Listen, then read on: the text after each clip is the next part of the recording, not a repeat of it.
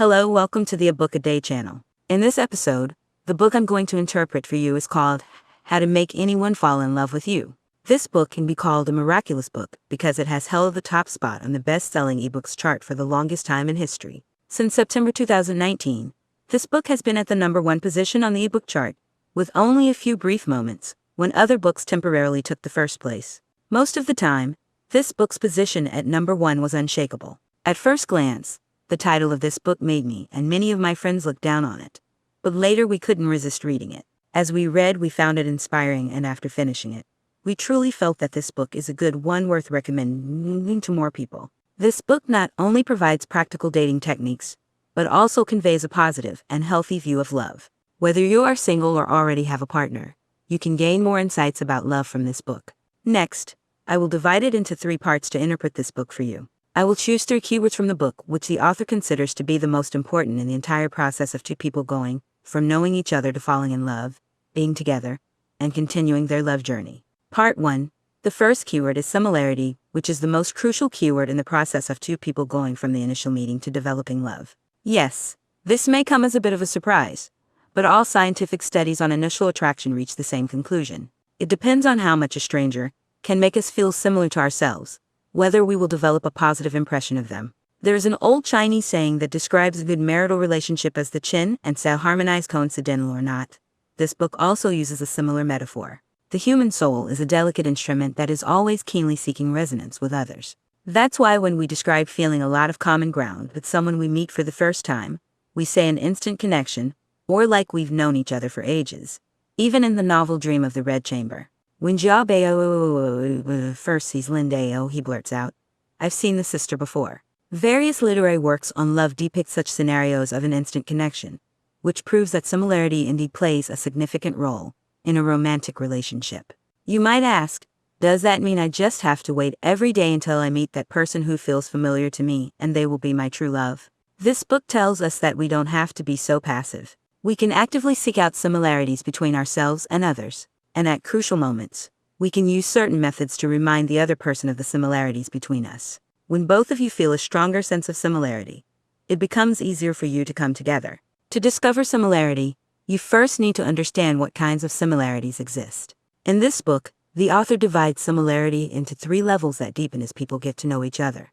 The first level of similarity is your common interests and hobbies. What music do you love to listen to, movies you enjoy watching, books you like to read, or places you like to go on weekends?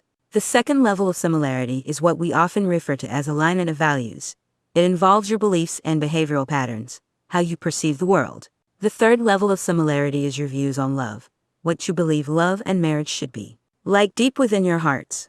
After understanding these 3 levels of similarity, the book provides corresponding suggestions to help you discover how much similarity exists between you and others. To find the similarity in your interests and hobbies, you need to ask yourself one question: do I enjoy doing things with this person? The more activities you do together, the more similar your interests and hobbies become. Some people may have a misconception about relationships, thinking that since they're in a romantic relationship, they always want the other person to see how excellent they are and try to attract them that way. But you see, if 2 people can have common interests and hobbies, and spend time together frequently, they are actually more likely to come together. On the flip side, if you send signals that you don't want to share common interests and hobbies with the other person, it closes off the possibilities that may follow. The book provides an example where the author's friend, Phil, recently met a girl at a gathering, and they were having a good conversation. Phil suggested, "I really like jazz music, and I know a great jazz club. Do you want to go together?" The girl replied, "I used to enjoy going to jazz clubs when I was in college, but I lost interest after graduating." Then Phil said, "There's an art cinema showing the classic film Casablanca. Want to go together?" The girl's response was, "I've already seen that movie now." Their conversation came to a complete halt. So you see, if 2 people want to deepen their relationship, they need to cultivate more shared interests and hobbies. Next, to explore the second level of similarity, which is alignment of values, you need to ask yourself, do we have the same values? A study conducted by a university once organized a blind date activity. They randomly selected several pairs of men and women and instructed them that regardless of their real feelings, they should tell each other that they share very similar life views. The other pairs were instructed to tell each other that their life views were different. The results showed that no matter the actual feelings during the blind date, merely stating that they shared similar values would enhance the connection between the 2 individuals. This experiment demonstrates that people generally prefer those whose values align with their own. The author also provides an example in the book. She has a friend named Lucia, a girl who loves animals. Lucia works at an animal shelter and actively participates in animal rights protection movements. Lucia broke up with her previous boyfriend because when they were talking about animals, he said, "I also love animals, especially pork chops and spare ribs." Later, Lucia met someone else, and on their third date, the guy drove her home. Along the way, they saw a small dog lying by the roadside with blood stains on its head, clearly hit by a car. Lucia later learned that despite the guy needing to rush back to the office for an important meeting after dropping her off, he still stopped the car, checked the dog's injuries, and took it to a nearby pet hospital. At that moment, Lucia felt like she had completely fallen in love with that person. Research shows that what creates strong intimacy between men and women is not the quantity of shared values, but their quality. As long as there are one or two values that resonate strongly between two people, it is enough. Just like Lucia, the attitude of her dating partner towards animals made her feel very close to him. Lastly, in love, it is important to consider the third level of similarity. You need to ask yourself and your partner, what is love to you? In reality, many people are reluctant to discuss this question. And even many couples and spouses don't talk about it much until they encounter problems in their relationship and realize that their attitudes toward love are actually different. Therefore, the author suggests placing importance on this question, understanding each other's views on love early on, and seeing if they align with your own. This is crucial. What is a view on love? It is the expectation of what love should or should not be like. How intimate should two people be? How much distance should there be? How much independent space is needed? In a romantic relationship, how much should each person give? By clarifying these questions, you can understand your views on love as a couple. Research has shown that how happy you feel in a romantic relationship largely depends on the gap between your current situation and your expectations. If for you, love means being extremely close and always together, a partner who is emotionally distant will drive you crazy. If you believe that ideal love is when two people in love still maintain a sense of independence, an overly clingy partner will also make you uncomfortable. The key lies in how much intimacy and independence are needed in love. There is no fixed standard, only differences, and no right or wrong. Therefore, understanding your partner's views on love early on and finding someone who shares similarities with you makes it easier for both of you to enjoy love. Part 2. The second keyword is equivalence. This is the most important keyword in the process of two people going from admiring each other to deciding to be together. Love is not blind. Even the kindest person considers some practical factors when choosing a lifelong partner. Everyone asks themselves, what benefits do I have from being with this person? Now, you may feel a bit uncomfortable about this. Isn't this against the idea of love? Isn't it becoming too materialistic, focusing on social status and wealth, and seeking compatibility based on social class?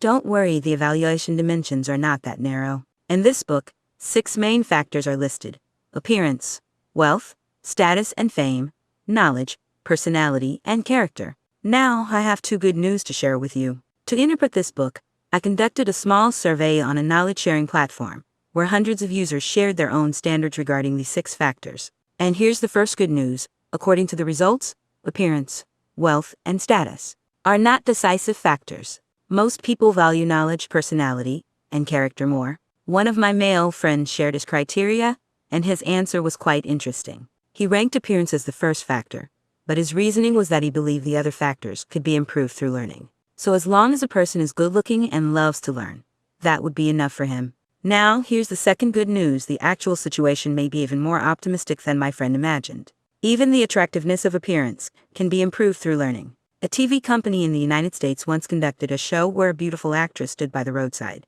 distressed over a broken-down car. Passing cars slammed on their brakes, and men risked their lives crossing 4 lanes to help the damsel in distress. In another episode, the production team found a less conventionally attractive actress standing by the roadside, wearing the same outfit, next to another broken-down car. However, cars zoomed past one after another, occasionally slowing down only to give her simple directions to the nearest gas station. You might say, doesn't this prove that it's a superficial world where appearance matters? Isn't it true that being good-looking makes a difference? But in reality, if you compare the photos of the 2 actresses, you will find that there isn't much difference in their appearance. They are both beautiful. However, when watching the show, it is evident that the first actress appears much more attractive. Why is that? It turns out that the first actress smiled throughout, stood tall with confidence, while the second actress simply leaned on the broken-down car, looking unhappy, and avoiding eye contact with passing drivers. So you see, when we judge someone's appearance, we are not just looking at their facial features. Beauty is manifested in dynamics. If you can build confidence, use positive body language, and conduct yourself with grace and enthusiasm, you can genuinely appear more attractive. And these aspects can indeed be improved through learning. Not only do we consider equivalence when deciding whether or not to be with someone, but the principle of equivalence continues to play a role once two people are together. Of course, this doesn't mean that people in love expect the other person to give more to them to feel happier. In fact, in a romantic relationship, constantly giving without receiving will not lead to true happiness. It is only when giving and receiving are balanced that both individuals feel happier. This is different from what we might imagine. Shouldn't we be happy by just receiving without giving? In our conception, to pursue someone, we should be constantly doing things for them. But actually, psychological research has shown that to make someone like you, you don't necessarily have to do this or that for them. But asking them for a favor can actually increase their liking for you. Why is that? It's because of a psychological phenomenon. We want our behavior and beliefs to be consistent. So when we do something, we subconsciously look for a reason to convince ourselves that we willingly did it. This is called commitment and consistency in psychology. So when we help someone or do something for them, we subconsciously convince ourselves that we willingly help them. Why? Because they are a good person, and I should treat them well. Therefore, every time we do someone a favor, our liking for that person deepens in our hearts. Conversely, when you ask someone for a favor and they accept, their liking for you also increases. Therefore, the ideal state in a relationship is when both people give to each other and also receive. This way, the liking in each other's hearts grows deeper and deeper. Part 3, the third keyword is respect, which is the most crucial keyword for maintaining a long-lasting love between two people. And I discovered a powerful insight in the discussion of respect in this book. To be honest, when I first started reading this book and saw all the techniques related to love, I had a suspicion in my mind, is this a book about pickup artistry? PUA? PUA, which stands for Pickup Artist, is a training program that teaches people to use deceptive means and techniques to attract the opposite sex, to captivate them. Many PUA programs blatantly claim that they teach you the techniques to hunt the opposite sex. PUA is essentially a form of emotional manipulation, and nowadays, it has become a derogatory term on the internet. So when I saw those techniques on how to make someone fall in love with you in this book, I couldn't help but worry. It was not until I saw the author emphasizing the importance of mutual respect in a romantic relationship that I felt completely reassured. In those so-called PUA techniques, there is a crucial step called destruction of self-esteem.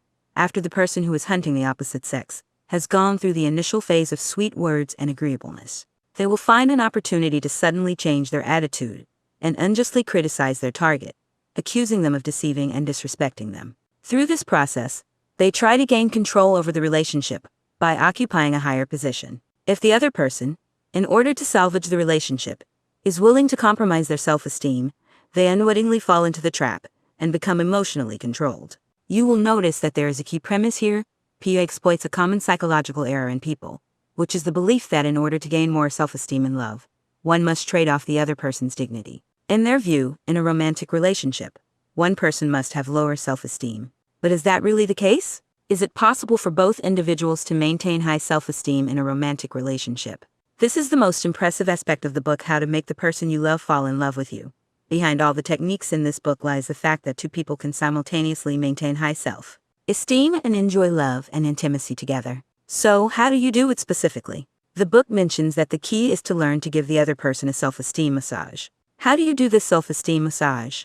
There are 4 steps in total. 1. Let the other person know that you have been quickly attracted by their charm. 2. During your conversations, you must make the other person feel that you genuinely understand and identify with them. 3. Infuse your understanding and support into your daily life. As the other person gradually reveals more of themselves to you, offer subtle compliments as a form of reciprocation. In this process, you can create inside jokes and use other techniques to make them feel unique. 4. When the other person feels that you fully understand how unique they are, you can offer the most sincere praise. You might say, oh, so self-esteem massage is just flattery. No. Skilled self-esteem massage is not blind flattery or cliched compliments. It's more like a real massage. You need to find the right pressure points. The most important pressure point when massaging someone's self-esteem is their ideal self-image in their eyes. You need to thoroughly examine and understand the other person's self-perception and explore how they truly see themselves, and then support that self-image. In the book, the author gives an example of her brother Larry, who married a woman named Regina, who is much older than him. At first, the author didn't quite understand why Larry loved her so much. But one day, when the author invited Larry and Regina to their house, she finally understood why. Larry is an excellent chef, so the author asked Larry to cook while she and Regina helped him. While Larry was slicing mushrooms, the author heard Regina praising him, saying, "Darling, you're amazing. You can slice the mushroom thread so perfectly. Look, every thread is so uniform and refreshing." At first, the author thought Regina was joking. But when she turned to look at Regina, she realized that Regina was genuinely and sincerely praising Larry.